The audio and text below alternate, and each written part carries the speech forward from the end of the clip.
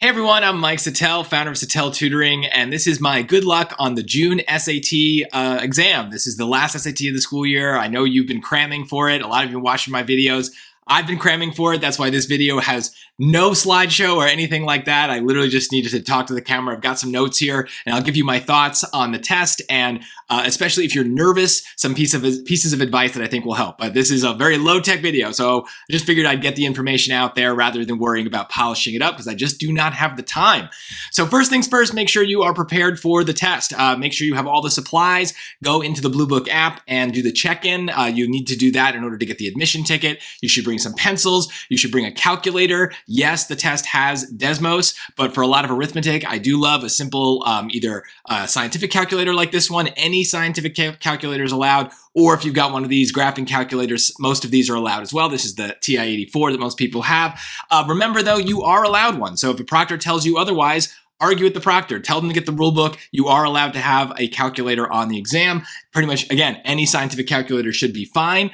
You should also bring your charger just in case your laptop or tablet runs out of battery. Maybe bring a snack, some water, things to do during the break. And yeah, just make sure that you get a good night's sleep tonight and eat some breakfast in the morning. If you are planning to do a little bit of last minute studying, keep it low tech and low activity. You don't need to be doing like a whole lot of intense things. You should not be taking a practice test tonight at all. I recommend just watching some videos, something very passive. So you can go to some of the playlists that I have made on my homepage. I have playlists for basically each subject, the math, the grammar, and some of the reading stuff. And so those are really good. At the beginning of the math and writing ones, the grammar one, there's just kind of like a top 10 video that gives you just like the highlights. Those I think are about 10 to 15 minutes long. Those are really good to just kind of refresh your memory. And then there are specific videos for very narrow topics. So especially for that grammar where you really don't want to be getting anything wrong, it might be really useful just to see those rules one more time, kind of get a sense of how they work, because those are generally easy, predictable questions. So you want to lock in those points there. So I'll put those playlists in the description, but also again, on my homepage, there's access to things. You might even want to go back to some of your old practice tests and review some questions you got wrong using my videos, but all of that stuff is just very passive. You don't want to be wasting your brain power tonight. You need to save that up for tomorrow. And remember, do not be up late studying. That is not a good idea. And if you don't want to study at all, that's totally fine too. Just, watch a movie, hang out with your friends. As long as you're in bed relatively early, I don't care. You don't need to be studying and cramming for the test. At this point, if you're not ready, then there's nothing much you can do. Just be in a good state of mind, and that is the best way to improve your score. So a couple of reminders though, especially if you are nervous. One thing a lot of people are nervous about on this digital SAT is the pacing. Am I going to be able to finish the sections in time? So I have some thoughts on that. First, in the reading section, the hard reading module specifically, I highly recommend that as soon as that section starts, you skip ahead to about question 15, whatever the first grammar question is. Go to grammar first. Do all the grammar questions. Do all of the transition questions, the ones with however and therefore and furthermore. Then do the outline question. So basically that's around question 15. It might be 14, it might be 16, but basically the middle of that section to the end is what you should do first, because those are the easiest questions, the most predictable questions, and you do not want to be running out of time on those. So lock in the points where you can. Then go back to the beginning and do the vocabulary questions where, hopefully you know all the words, but if not, again, don't get bogged down in one question. Do your best, guess what from whatever's left and move on. And then on the passages, again, do your best to just target the questions you are most likely to get correct. So that means on the reading, yeah, you may run out of time. I've run out of time on about like 2 out of the 6 practice tests when I've done it. And you can see that in the videos that I posted for those things. It is tough to finish that hard reading module. It is just designed that way. So you have to kind of go in expecting that you will run out of time. That way, if you do run out of time, you're not all flustered, you're not rushing, you've planned for this, you've predicted it, and you can just randomly guess on 2 or 3 of the hardest questions. And there are certain passages that will be totally easy. They're not in order of difficulty, so you can target the ones that are like the illustrates the claim, the main idea, the underlined function. Even the logically completes ones, I think, tend to be easier than people think. I think the ones that are about supporting or weakening a conclusion, those can kind of be a little hard, maybe a little time consuming as well. And then some of the graph and chart questions also can be very time consuming because you have to balance three different things. You have to look at the question, the choices, you have to look at the passage, and then you have to sort through all that data. So those are time consuming even if they're easy. So just kind of think about it as you're getting through those passages and you're down to like 5 minutes. Where can you maximize your points? Because honestly, on some of the hardest passages, you may get them wrong anyway, and you don't want to spend 5 minutes on a question you're going to get wrong. And if you means running out of time on the stuff you could have gotten right, again, the grammar, the outlines, the transitions, even the vocabulary, you want to make sure you have enough time for those things. So if running out of time worries you, you just need to go in and accept that it's going to happen. And this also applies to the math section. But on the math section, you want to start in the beginning, especially for the hard module, because those questions are in order of difficulty. So we want to lock in the points on the easiest stuff. That's basically questions 1 through 15.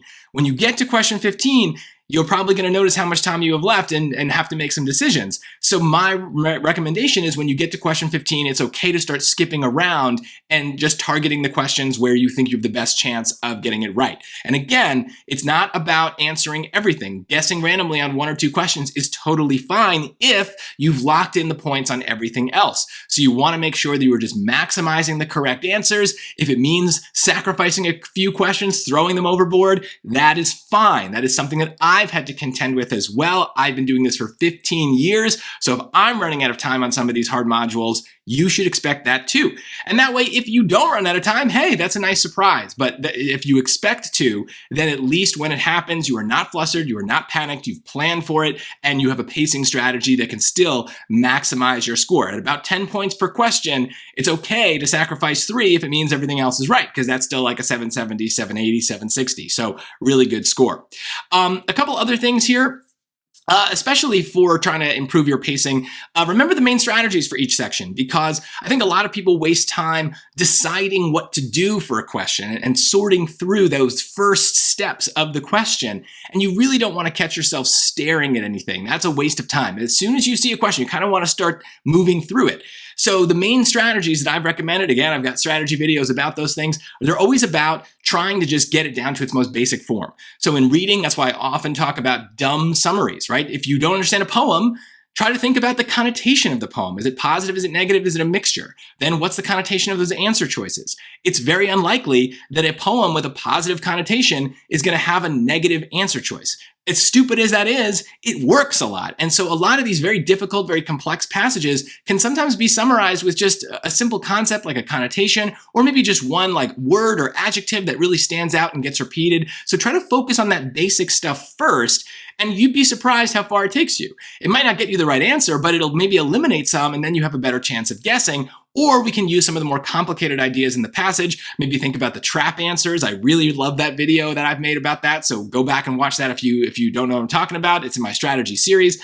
The trap answers are really helpful for nudging us in the right direction in reading, especially in the passage questions, so that maybe we're not 100% confident in our answer, but we're placing a smart bet. In math, the equivalent of dumb summaries is plug points into equations, our most important math strategy. If they give you points, if they give you equations, don't think too hard about it. Plug the points into the equations. Now, of course, not every question is going to do that, so you have to be clever. If they give you an equation, but they don't give you any points, maybe you can guess and check the points. Maybe you can make up a random number and arithmetize and give a number to put in that equation. Sometimes they'll give you points or data, but they won't give you the equation. And then you have to search your memory or maybe the reference chart for geometry and pull an equation out and maybe use y equals mx plus b or the vertex formula or something like that. And at the end of the day, about half of the hard math questions are basically going to be solved using some version of plug points into equations. It may not seem that way at first, but the great thing about that strategy is it just gets the ball rolling. It gives you something to do, and then maybe you can make the bigger connections, the harder ideas come to light so that you can solve this hard question. And that's the other thing. As much as these strategies work, you are going to have twisted questions, very difficult things that you have never seen before. That is how the SAT works. Everyone's always surprised when they have questions. They're like, oh, I never saw this on the practice test. Yeah, that's how it works. They take the same concepts from the practice tests and they twist them up and they combine them in new ways so that it looks or feels like a different question. But if you just take a breath, and remember that if you've studied, you know all of the underlying concepts. You know the basics. It's just about how they come together. And I've talked about that a lot in some recent videos about geometry. I released a really tough geometry question a day or so ago. Basically, the idea there is that if we just think in terms of circles, triangles, and rectangles, odds are good that even the most complicated geometry questions will be solvable. We can also do some simple moves that we might not know exactly how they're going to work, but they tend to work. They tend to be successful. Things like drawing radiuses or making random triangles. Those are really good moves that tend to work. So you have to have some faith in those step one strategies. They won't get you the whole way, but they'll get the ball rolling. And this gets to one last piece of advice. Again, especially if you're nervous, that means you've got a lot on your mind as you're taking this test, and we need to kind of clear the mind and let it do its thing, let it think through stuff. And so one thing that really bothers me when I see this with my students is they don't use the tools that the digital SAT gives them. You're going to have the ability to cross out answer choices, right? So use that feature, use the cross out so that you don't have to hold it in your head. I don't know why some students do this. They're like, oh, I crossed out A and B. I'm like, well, why don't I see it on your paper, right? Like, why didn't you cross it out so that I can see it? And they're like, oh, well, I held it in my head. No, that's dumb. Don't hold things in your head. Get them out. Get them on the screen, on the page, and that way you can use that brain power to do something else, to think about the new idea. So use the crossout feature, and then of course use the scratch paper. Certainly for math, you should be writing things down. Even if you're not sure how it helps, write down a formula. Start plugging into it. You might be able to do that in your head, but why? Why use that extra brain power? Why increase the chance of a careless mistake? Just go on the page and do it the old-fashioned way. Put it in Desmos maybe, do it the old-fashioned way so that you can see it, and maybe some connection that you're not thinking about when you just hold it in your head will come to you. Plus, it's a great way of avoiding careless mistakes. And one other thing that I think people don't do often enough is they don't use the scratch paper in the reading section. Now, for grammar and transitions and outlines, you're probably not going to need it. But certainly for some of those very twisted vocab questions where I don't really understand the passage, I use dumb summaries and I put them on my page. For some of those passage questions where there's a lot of like positive correlations and increases and decreases, I definitely write that stuff down, get it out of my head so that I have a clear idea that I can compare the answer choices with. So get things out of your head and you'll be surprised how many more connections you make, how many more things you notice in the passage. I don't think people use the scratch paper for the reading section often enough. For me, probably on each test, I use it for about 10 reading questions where I have to write something down in order to be able to solve it effectively. So don't forget to do that. And don't forget that if you want, you can get more scratch paper. The proctor's going to give you one page, but at any point you can raise your hand and say, I need more. And so just make sure you do that and you're not like running out of paper. You have you are entitled to more pages. So make sure you advocate for yourself if you want them. That's about all I've got for you guys. So if you are nervous, just remember it's okay to be nervous. And remember that also we have evolved as humans to have certain superpowers when we are nervous, right? When that lion jumps out of the bush and starts chasing us back when we were in caveman times, we feel nervous. We feel that adrenaline going. But what does that do for us in our brain? It makes us more focused. It makes us stronger. It makes us more aware. And so adrenaline can make us feel nervous, but it also is enhancing our abilities. So try to think about that as you're taking the test. Remember that you are a superhero when you are nervous. And that can be a very, very good thing. It makes you make connections in your brain that you wouldn't be making otherwise. It gives you the confidence to choose answers that you wouldn't have noticed otherwise. So just try to think about that as you're taking it, that feeling of nervousness is actually a superpower that is coming up in this moment. If you have any other questions, feel free to comment. I'll try to respond as much as I can tonight. But yeah, definitely review a few things, but don't stress. Relax tonight. You've worked hard, so you deserve to just rest your brain and have it ready to go for tomorrow. Once again, I'm Mike Settele. Thank you so much as you prepared for watching my channel and subscribing. If you have any questions, let me know. And remember, when it comes to your scores, don't settle for less. Settele for more.